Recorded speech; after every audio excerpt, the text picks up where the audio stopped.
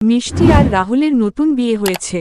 মিষ্টি খুব শান্ত, ভদ্র আর একটু লাজুক স্বভাবের মেয়ে। কিন্তু তার একটাই সমস্যা, রাহুলের ছোট বোন পিয়া, মানে তার ননদ। পিয়া একেবারে দুষ্টু, ফাজিল আর সারাদিন খুনসুটিতে ব্যস্ত। আর মিষ্টির ভাষায়, এই ননদের জ্বালায় আমি শেষ।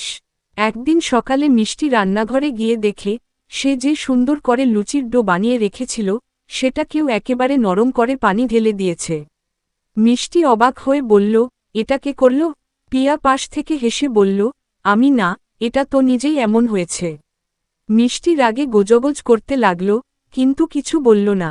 এরপর মিষ্টি ঠিক করল, আজ সে পায়েস বানাবে। খুব যত্ন করে দুধ জাল দিচ্ছে। ঠিক তখন পিয়া চুপি চুপি এসে লবণের কৌটা থেকে একটু লবণ ঢেলে দিল। মিষ্টি কিছু বুঝতে না পেরে পায়েস তৈরি করে সবার সামনে পরিবেশন করল। রাহুল এক চামচ মুখে দিয়ে বলল, এ কি? পায়েসে লবণ? মা শাশুড়িও অবাক। মিষ্টির চোখে জল চলে এল। পিয়া তখন হেসে বলল, ওহ, হয়তো ভুল হয়ে গেছে। মিষ্টি এবার বুঝল, এটা পিয়ার কাজ। কিন্তু সে রাগ না করে একটা বুদ্ধি বের করল।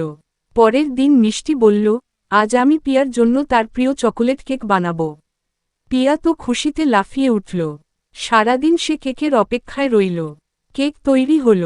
দেখতে দারুণ। পিয়া তাড়াতাড়ি এক টুকরো মুখে দিল, আর সঙ্গে সঙ্গে উফ করে চিৎকার করে উঠল। কেকটা ছিল ভয়ানক ঝাল। পিয়া পানি খেতে খেতে বলল, এটা কে বানিয়েছে? মিষ্টি হেসে বলল, আমি তো বানিয়েছি, কিন্তু একটু দুষ্টুমি করেছি। পিয়া তখন বুঝল, তার নিজের দুষ্টুমির ফল সে পেয়েছে।